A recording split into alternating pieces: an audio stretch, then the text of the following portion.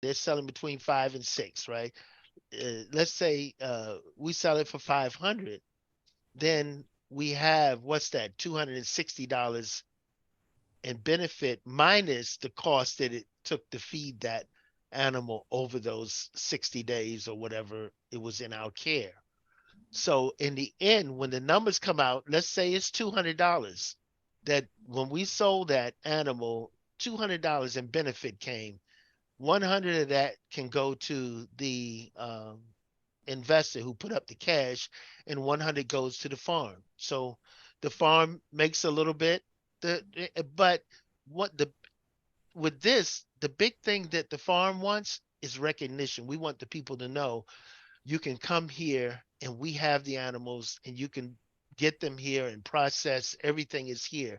Because my idea is I want to pour any profits that the farm makes into getting that building equipped with the band saws, with the cutting tables, with the double sink, with the runoff and the heat, hot water on demand, to put all that in and get that set up so we have a operation that as it grows in popularity and people are coming, we become even more uh, capable of handling the business. We have things set up where we're not like those brothers were doing at Jim's farm. They were out there with knives and saws and cutting that cow up. But we have all electrified and got a nice, got the band saws and whatever we need, refrigeration, everything is there. So that's Abdul Hakim. I hope that's kind of, I can't get into specificity right now because I have some data that I must collect, right? Yes, sure.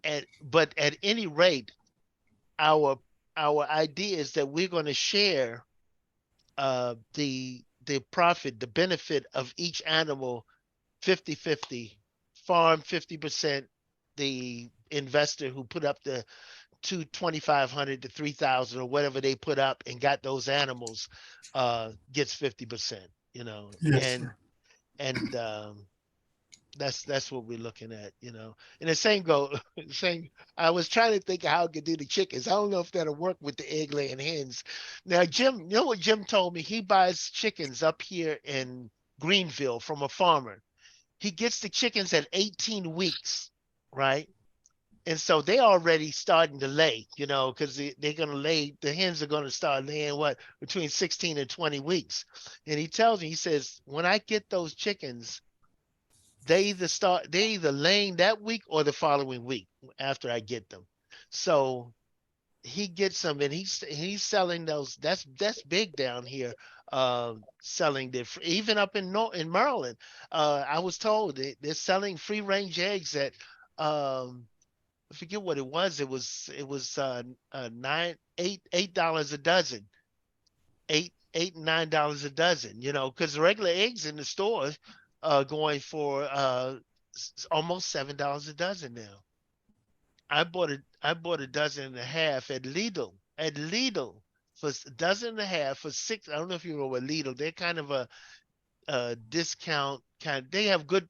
We were buying eggs there 6 months ago for 99 cents a dozen, $1.49 for the 18 pack. Yes, when I bought the other day, it was 6.89, almost $7 for the same pack that we were Mm. buying for 149. So Okay. Inshallah, I'll give you an idea. I'm not sure if I told you before about it. So what I do is I go to, in my area, there's Yoder Farm. Um, it's an Amish guy who moved from Pennsylvania. It's crazy. When I first met him, we were talking because, I'm saying I'm like from Pennsylvania. And he was like, we started talking. Then he told me his sister's in Effort. And I said, yeah, I know that area. So we got along really well. But he produces for Organic Valley Farms. So if you can find somebody who produces for a major, chain or brand, every year they have to get rid of their chickens. mm, Okay, yes, so I because did hear that. the production level goes down and the eggs don't become standardized, they become too big for the carton.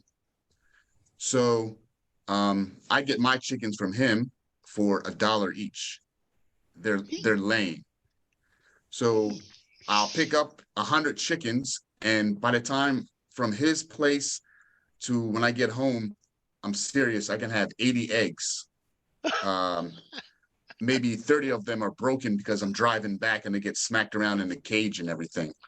But you get them for $1 each because he has to get rid of them. They sell them at $1 each because they still make money. Because they used to sell them to a dog food processing company, but they'd have to pay for a truck to come pick them up, a driver, and all this stuff, and it wasn't cost effective for Purina to pick them up anymore. So he started selling them for $1, and if people don't buy them, at the end of that cycle, he just slaughters them and throws them on a pile and lets them decompose. Wow. Yeah. So I'm sure you can find somebody in your area. In the beginning, you don't have to have the best producing chicken. You just want your eggs. So you want to get a younger chicken later once you get established, so you can have that longevity. But in the beginning, you don't need that. Yeah, especially if you're able to get them at a good discounted price and they can produce. That's yeah, that's excellent. Yeah, definitely. Okay, so that Abdul Hakim, did that answer your question? Abdul Halim, okay. Is that Yes, right? sir. I thought it was Abdul Hakim. My eyes, I just put my glasses on, I think. But did that answer your question, or do you want to Yes, sir. follow up? You Okay. addressed it. I'm wondering a question I would like to address to you, or brother Sharif, who seems to have Yes, a sir. bit of experience. Um, it would apply to this area, East Coast. But have you done any research as to um, how, if you would come under any type of regulatory governmental oversight entry actions initially establishing your projected goals? So And if for such, what is the process? What are the stages? Okay, so for example, if you're going to slaughter chickens, okay, each state will have their regulations on the number of chickens that you can slaughter without FDA interference. And it varies by state by state. It's usually somewhere like 10,000 a year is the cutoff. So you just do 9,000. You just make sure that you're under it. You don't want to do, 9,999, because then they're going to come out and start wondering Trying to what's going find on. that one. Yeah. So you just keep it under that. Right. Now, if you wanted to go over Okay. that number, Yassine, you would have your own chicken processing, and your son would have his own chicken processing on the same property. Right. So now you're doing 18,000 without having any problems. Right. With regards to animals, you have what's called custom kill. Yassine, you will not sell meat to anybody. You will sell a whole animal to that individual. They will slaughter it, and then you can cut it up, because now you sold them an animal. It's their animal. Right. Then you have no Right. FDA interference whatsoever. Right. Right. And that's why I was kind of talking about, we're the caretaker. That's my caretaker model, where the investor actually buys the animals. We are the caretakers. Those are his animals. And as you said, and which is popular around here, those Yemenis come, they want to slaughter their own animals. They want to take and prep them and do all of that. That's what they want to do. And a lot of the places aren't allowing them to do that. As it was described to me by a few of them, they have some difficulty, and they want to mechanically slaughter, because I think they were going up to a slaughterhouse, those particular brothers, in a part, I think it was called Canton or Caton. I don't know if North Carolina, but they were buying from this, and those were the brothers, I forget, I think those were the brothers in Rocky Mount. But anyway, not Rocky Mount, but Roanoke Rapids that told me that. But or was it Greenville? But yeah, Greenville. Those are brothers in Greenville that told me that. But those brothers were excited about what we're doing, and we've run into that repeatedly. So again, yeah, thanks, and I want to thank Sharif for joining us with his expertise, and I was happy to see you replying that you were going to join us, because I always need you to come in because he has many years of experience in this, and only thing I have is many years of dreaming about it. Well, I wanted to do this kind of thing. Alhamdulillah, So man. That's all you need. Yes, sir. yeah, Yes, brother, can you hear me? yes, we hear you. Okay, yeah, I wanted to ask brother Sharif one thing. In terms, for example, myself and brother Abd Halim, we're in the same area, brother Yasin as well. In terms of helping with the farm and having myself, I can't really speak for brother Abd Halim, very little knowledge of farming whatsoever. What would you recommend to someone like myself in terms of wanting to help Brother Yasin, whereas though you may have started off initially and realized that, hey, I had good intentions, but maybe that may not have been the best route to do it, so that we're not wasting time and maybe even getting frustrated in the process, because I know you have to be patient with the process. Right. But what advice could you give in terms of us helping to aid him that you think should be in terms of prioritizing the most important things for us first? Let me see. Well, you have to look at, inshallah, the market. Who you're catering to, the Muslims. I wouldn't just leave it to the Muslims. I would just, even the non-Muslims, because you have non-Muslims who want organic, free range, grass-fed, products. Yeah. So it can be halal, but remember that larger market is, still there. And then you want to go, just make circles, half an hour away, an hour away, an hour and a half away, and stick to a certain distance. Don't go outside of that, because then it becomes too much of a headache. It's not cost Logistics, effective. right? The brother is going to be, driving, so it's like there might be a good deal on this particular animal, but now you got to look at gas prices, of going there, people loading animals. So Brother Hamza, with regards to you, learn as much as you possibly can for what you want to focus on. Because everybody can't do everything, except, yeah, seeing that's what your job will end up being, because you're starting it. So like me, I had to study everything with regards to animals, natural building, many government structures, all of these things, because we established a community. So that's going to be your thing. But the other people, let them, like the brother had said before, work to their strong suit. Right. And if you see something that you're interested in, I mean, if Brother Abdul Halim has, something that you're interested in, then, study with him, learn as much as you possibly can. Don't take too much on yourself. With regards to my family, what I did is each of one of my kids, I gave them a book to read to specialize in an animal.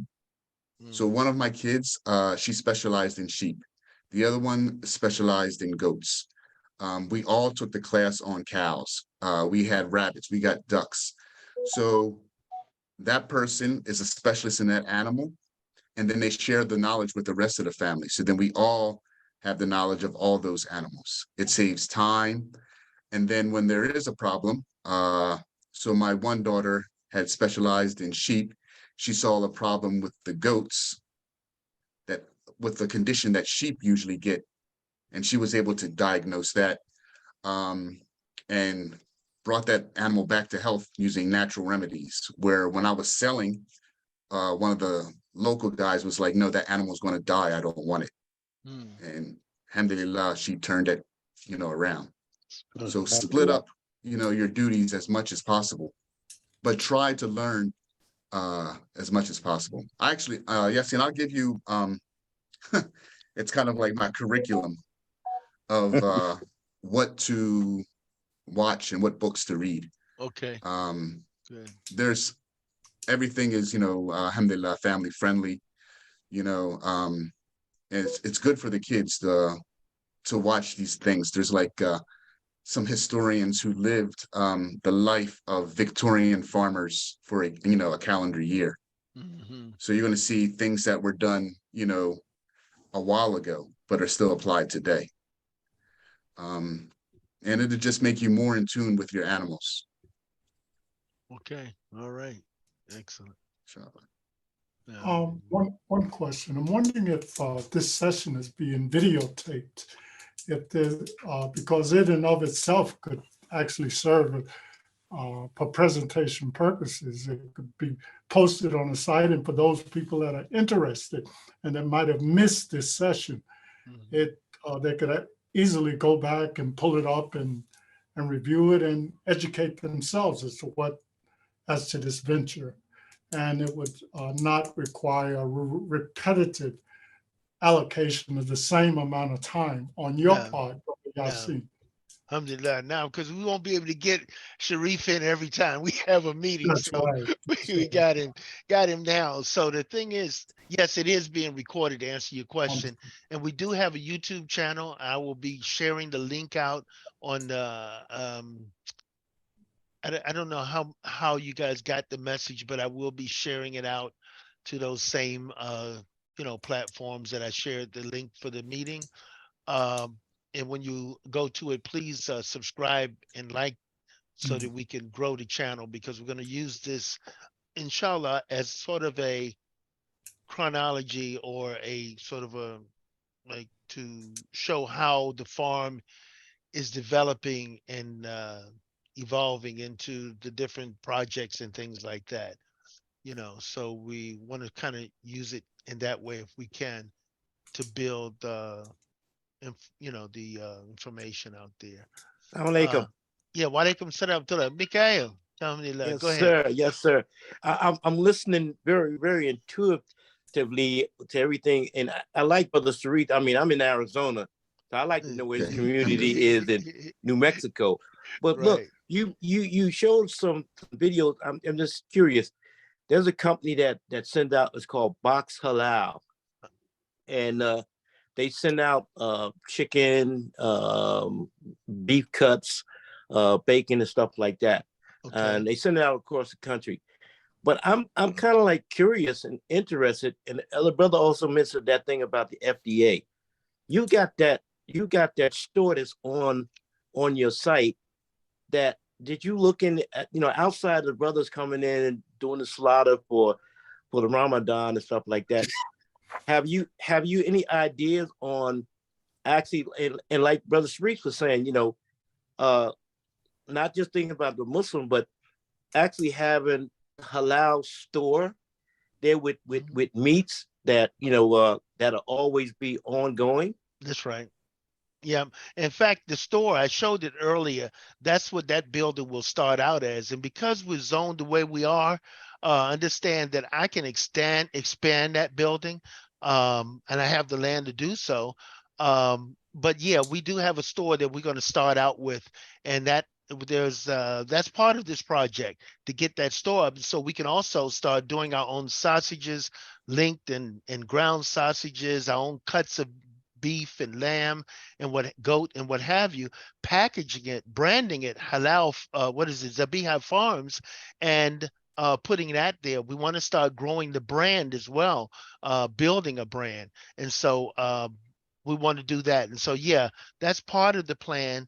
I think you mentioned something else too. Oh, I wanted to say, back in the 70s, I used to buy from a company called Omaha Beef, Omaha something. It was Omaha, I think it was Omaha Beef, and they were shipping. I used to get deliveries of steaks, from them. Omaha Steaks is what it was called. I used to get, and they're still doing it. I looked them up a few months ago to see they've been doing mailing the products, meat for since the late 70s, if not before, because I think I was buying from them around 78.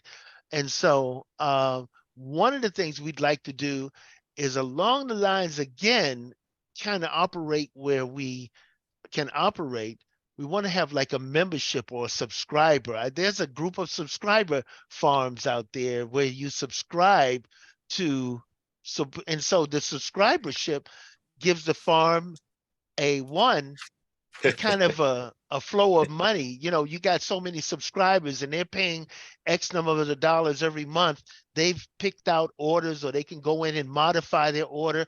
I want to get 2 chickens and I want to get cut of lamb or whatever every whatever, right? However they want, weekly, monthly, you know, and we can ship those out to them like that. So I'd like to grow it into that. That's one of the evolutions of this project that we'd like to see happen, so that we can begin shipping not just small orders, but maybe even larger orders to other customers. Okay. Well, another input. You know, brother, you know, I just recently finished my master's in advertising. So that was another input. So you say, like the brother was saying, that the strength of your believers, but you know, I've been there with you anyway. Right. Through the ups and downs. So I should go look. I should go get those shoes. The shoes you designed. The label. Where are they? I'm still on the site, brother.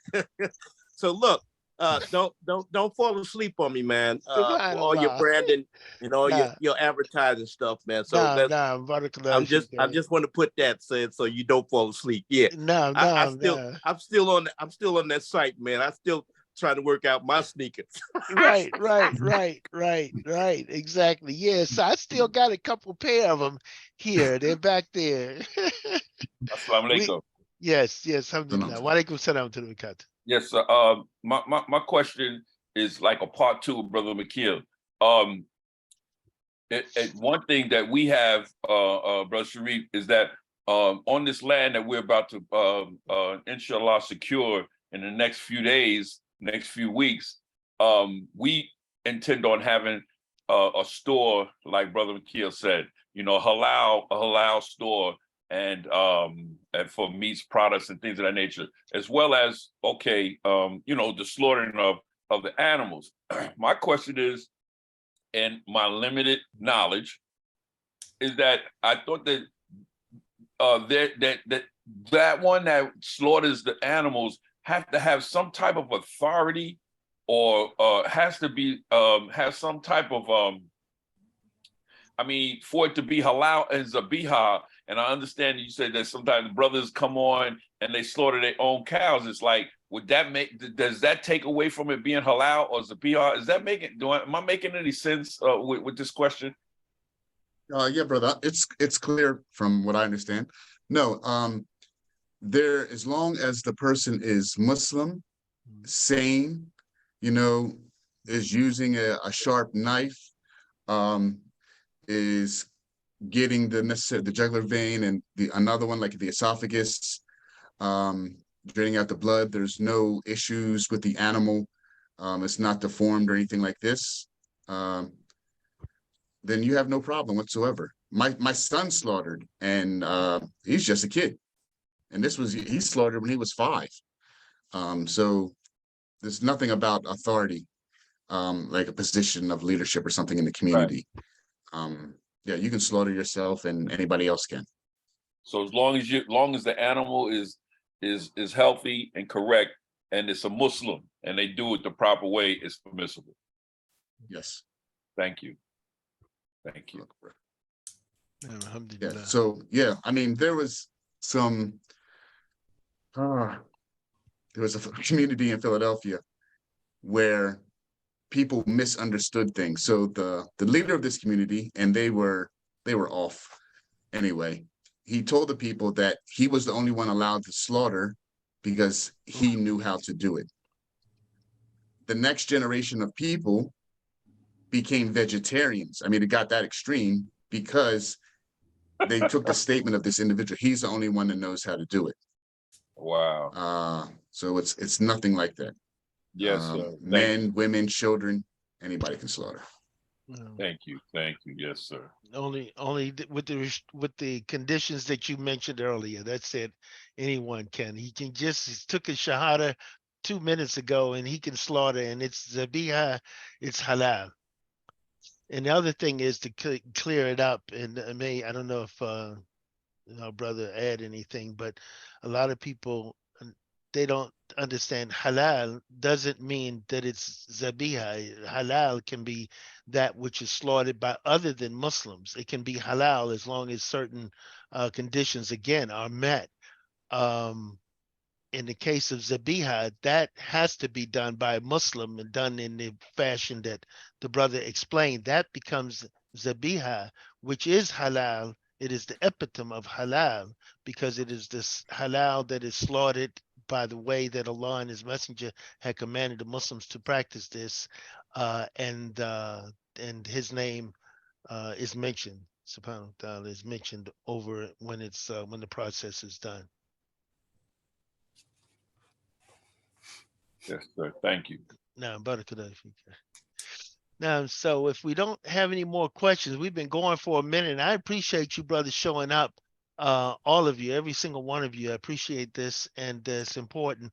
Like I said, this will be uploaded as a to the channel, and depending on how long it is, we might have to edit it down a little bit, but I'll make sure I keep the salient points in here because there's so many important questions and many things that were stated by our brother Sharif that I definitely want to make sure get communicated out to the larger community, inshallah.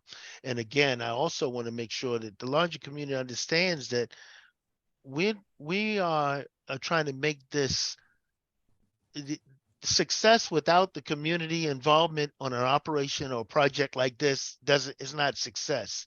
The community, to the degree that they're involved and that they are part of it, that's success. Additionally, if we have the ability to translate some benefit financially to the community, not just in the savings, not just in the fact that they know that they're spending their money with a Muslim business and that, we're doing business halal and we're building, but actually being able to invest where they want to, say, look, I want the caretaker package that you got. I want to get 1, 5, 10, or 50 lambs, and I want to, make that, and it's a quick turnaround. Certain times of the year, like now, within 100 days, boom, it's a done deal. You're going to sell those animals during the Eid. It's going to be done within a couple of days. We can run through 75 or 100 right here because the brother's telling me that's what's happening up at Jim's farm. This guy that almost 100 people gather there during the Eid to slaughter, and that's just one farm in this area.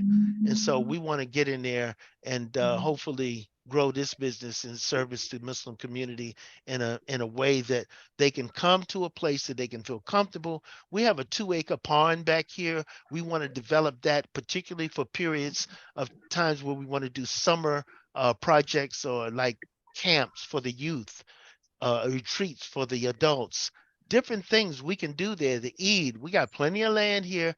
We can have all types of activities back there, and all of that can be going on right here. We want to make it kind of the go-to place for for the Muslims in the area. They know they can come and take advantage of this asset, this resource here, in right here. By the way, the pond is stocked. We call it Zabiha, Lake Zabiha. By the way, you call it a lake, but it's 2 acres. It's big enough for me to call a lake. So anyway, I can name it what I want, right? But Exactly. it's stocked with catfish, big mouth bass, and crappie. And we plan on doing some things, putting some canoes out there, kayaks, and letting because I enjoy that. Some of the kids enjoy that, and so adults and youth will enjoy canoeing and kayaking and fishing and things like that on the lake. So that's kind of what we want to build it into. We're open to all ideas, anything that comes to us that can benefit the farm and the community at the same time. We want to hear it. Um, so that's kind of message I want to make sure that everyone knows. All of the information contact information, emails, and all of that will be contained in the description of the video that's going to be passed out, inshallah, shared out on our YouTube channel. And again, when you go there, please subscribe and like the video. Brother, I saw a brother join on. Muhammad Waliuddin. I don't know what happened to him. He seemed that he might have lost his connection. Who Let me just put my joined? stuff here. I'm here. Can you hear me? Okay, yeah, I hear you. I hear you. Go ahead. You got the mic. All right.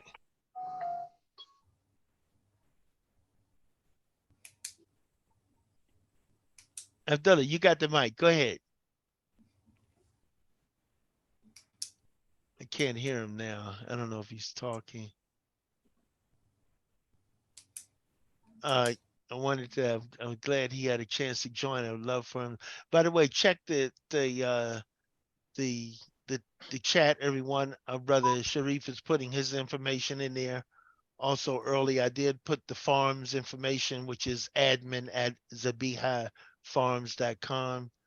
Brother Sharif, do you have your social media? Can we get that as well, sir? You can just, it's really easy. The Muslim Homesteader, that's my Yes, YouTube sir. channel. Oh, alhamdulillah. Shukran. And my Instagram is also Muslim Homesteader. Yes, sir. My product line is the Muslim Muslim Homestead. Homestead. That's what I'm talking about. Yes, sir. Thank you. Shukran. But by the way, I have also access to a resource here for putting logos. And this is at you, Mikael. Definitely we need to talk because we're trying to brand the farm, get it out there. But we have the ability to put those logos on caps and mugs and shirts like our brother has. Whatever we get right here on the property, we'll be able to make those and more. I don't know. It hasn't been described to me all that this machine can do, and but I do know we can put it on, as I mentioned, mugs and different types of containers and products, and on shirts and on caps and that sort of thing. So That's we're gonna. well, that's my forte, brother. So if All you right. reach out to anybody else, I'm gonna be mad at you, bro. Nah, man, you are the one. You the man. I'm gonna be coming at you. hey, you gotta make me earn my master's, man, in advertising. Right. So hey, you Right. better do it. Right. I gotta pay the school back. No, that's right. That's right. And as we move forward there, we're gonna need that, advertising, like you said, branding it, getting the business out there is gonna be extremely right. important. I'm trying to, our brother Abdullah, let me see, I'm here. The phone is a, if you got audio, Abdullah, go ahead and chime in. I did see your message there. Let me see what it says. Let me pull it up because it bounced away on me. Okay, there we go. Adjusting audio. Okay.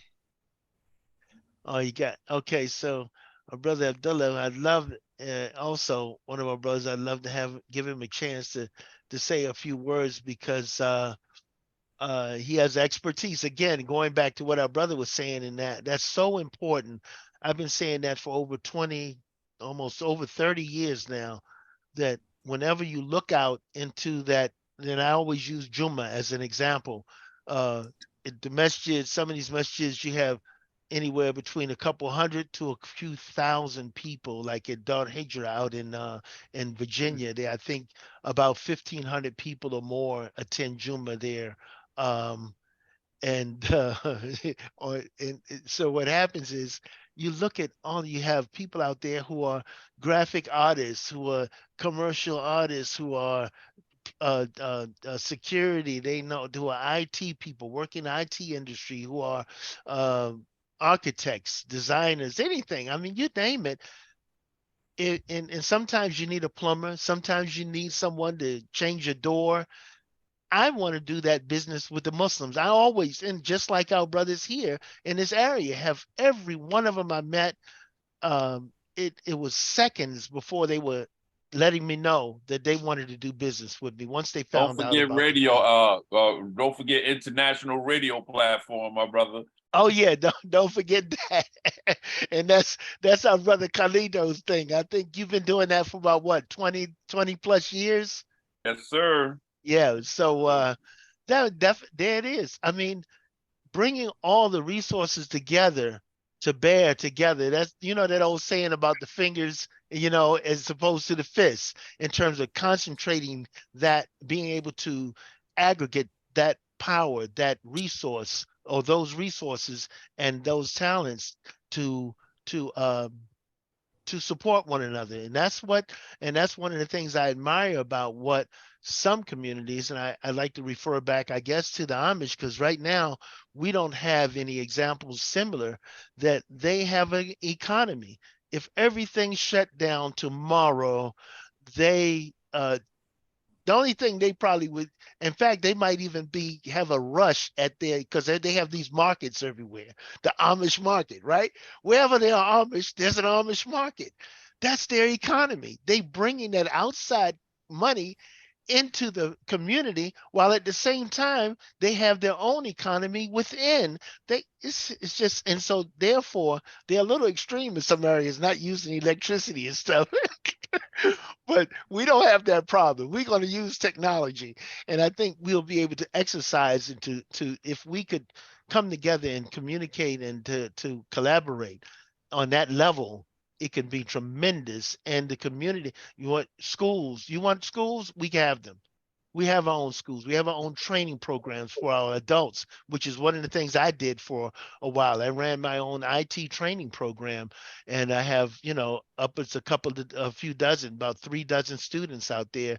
At least 2 dozen are actively working in the industry and making good money, because I took a skill that I had and that it didn't cost me anything to share, and got it out there, and taught students, and helped them get employed as well. So because I understood the market, so I took knowledge that I had of the industry, and knowledge that I had of the niche within the market, and I trained a group of people and got them in there. And I always say, if you're in IT, or you're around any IT environment, and you see so many people from India there, that's not a coincidence.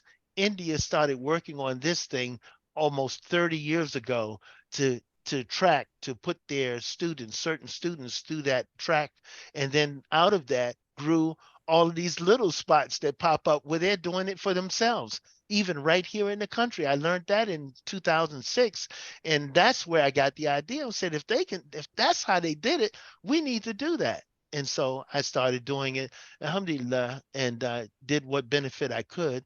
And it's still something, my heart is there. I want to continue to do that, because there are other engineers, other people out there, not just engineers. But for instance, our brother, the Cobb House building, you went and took the course and certified as, what is it, Cobb House construction, right? He can Right. teach that. And he said, what I like about it, he told you, he said, the guy who had the course, you paid him for the course, and then you built the building. It's his, it's his Cobb House, right? It's his Yeah, building. That, you got to pay to learn. So right, what I did right. uh, is what I try to do all the time is I get my whole family involved.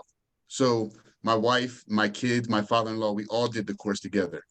So alhamdulillah, we're Muslim, so we're not going to be all mixing together. So I have females that are qualified just as I am Yes, to work on these projects. yes. Very good. And Very I'm good. really glad about your project because your success is my success, because Now, we have to that's change right. our attitude That's right. that when one Muslim becomes successful, we all become successful, because we got to stop separating. That's And right. speak about the Amish. Do you know who the biggest producers of camel milk in the United States are? The Amish. Don't tell me The that. Amish. Ain't that The something? Amish are Right. selling Right. camel milk Uh-huh. $60 a gallon, but they don't sell it in gallon jugs.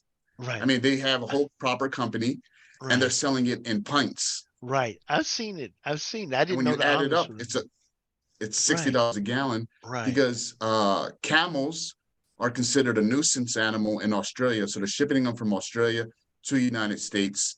You can buy camels right in Texas. So Mikhail, if you want some camels, we can just drive through New Mexico and take your camels back to Arizona. But yeah, we need to change our way of thinking, and this is the first step. So I really encourage, I mean, everybody that's here is obviously interested.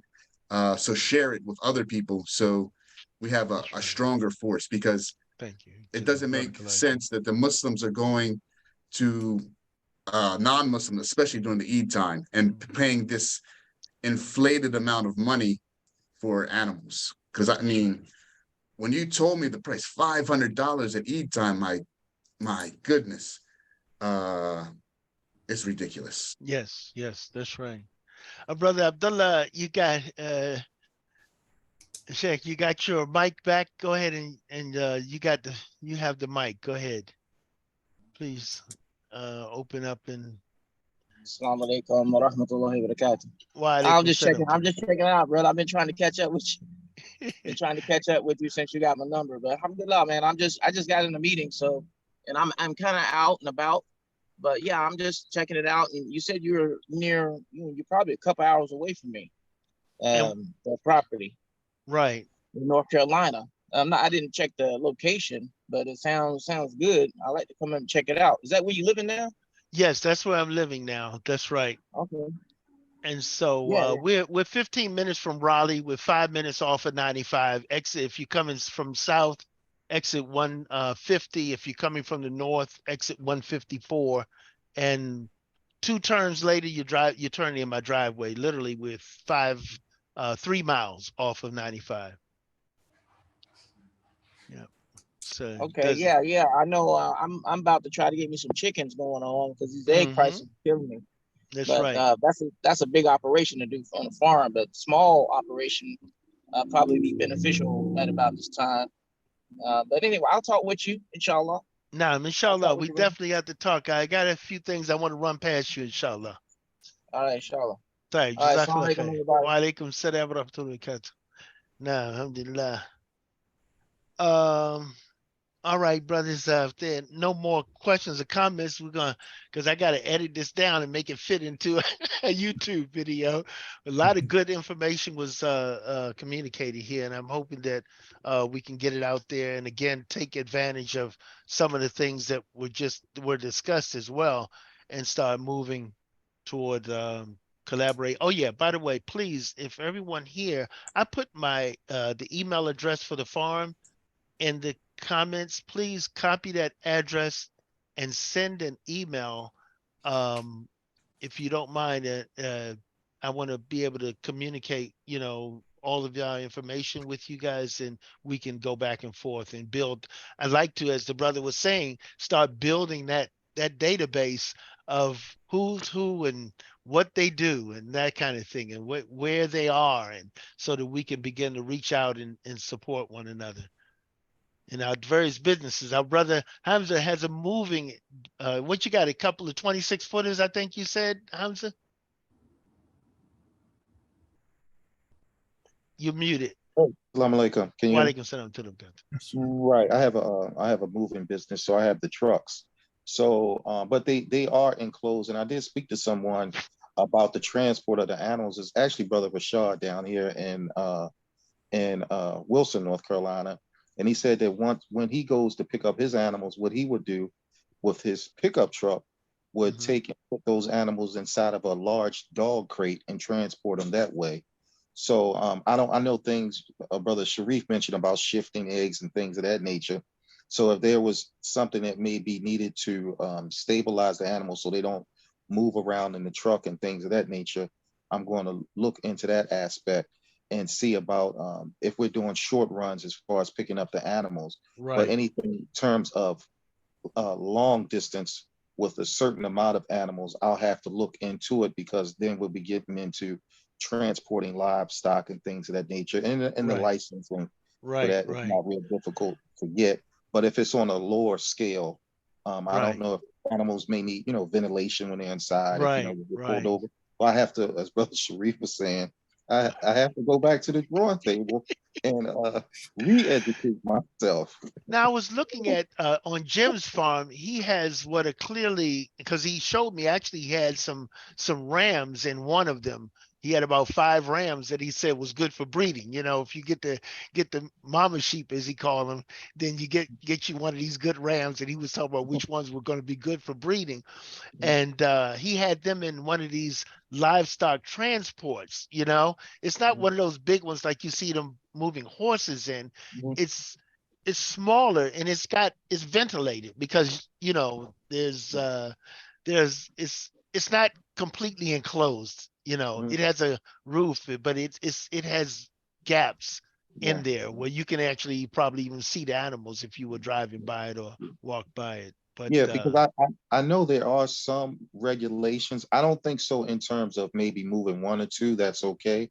But in terms of a larger volume, because I know when I do moving and I move clients down to Florida, they do have one stop. stock Like trailer, you can bypass some of them, but they have this one that's designed specifically for agriculture. And I don't have any trouble with DOT, so I make sure like you have to stop with that one. Okay. Now, alhamdulillah, our brother was saying they call stock trailers, and they run about 1,500 for a used one. So and it's worth it. If you got a vehicle with a tow on it, you just go ahead and load. And the one he showed me, he had about 8 rams in there, and you could probably, if you were just transporting them from one place to another, you could probably put a few more in there and transport them. So it was a pretty nice vehicle. And if you can pick them up, I think for a farm, then that's a must have then, right? Right. Yes. You got to have that, because otherwise you're going to be relying on someone else to move your livestock around. You can't have that, right? So that's in the budgets. There we go again. See, that's another item. That's one of those line items that's got to be in that budget for this project. You got to have one, you know? And so great stuff, man. Thank you. I want to thank everyone for attending, man, and all the contribution that our brother gave. I don't think the meeting would have been the same without him. Appreciate you being here. Also, Sharif taking the time out to be with us. Again, if everyone would copy that email address and just send an email there, so that also I can begin hopefully to start building a database, a spreadsheet, to start following up on the recommendation of our brother there, and act on it. You know, it's kind of a deliverable, and at some point we'll make it where it's accessible, so people can, you know, we can begin to publish it or put it out so people know who's who. We have to know each other, and we have to, you know, we're going to try to do that throughout. Everyone who comes, we try to create that list off of them, and it will include not just the name and phone number and email, but we also want to know what you do. That, I think, you know, we explain to everybody, hey, what do you do? And that's one of my first questions when I meet a brother, you know, because I want to know, you know, and you know, if we have anything that we can talk about, or he can teach me, you know, and or I can teach him, vice versa. But we have to change our mindset, as our brother Sharif said, and start getting into that. And I think it'll be contagious, because the benefit of doing that will be very apparent as we move forward. The benefit, and people will flock and want to be part of that. You know, success attracts. And failure distracts, you know. I guess that's right. But anyway, brothers, we're gonna go ahead and cut it loose. And I want to thank everyone again. I want to say subhanakallah wa bihamdika wa ashhadu an la ilaha illa anta astaghfiruka wa atubu ilaik, asking Allah subhanahu wa ta'ala for tawfiq in this matter, and for each and every one of us in our personal affairs as well, that Allah ta'ala gives us success and blesses us and gives us and shares his mercy with us and gives us Jannatul Firdaus. Ameen. طيب جزاك الله خير يا اخوان. Assalamu alaikum. وعليكم السلام ورحمة الله وبركاته.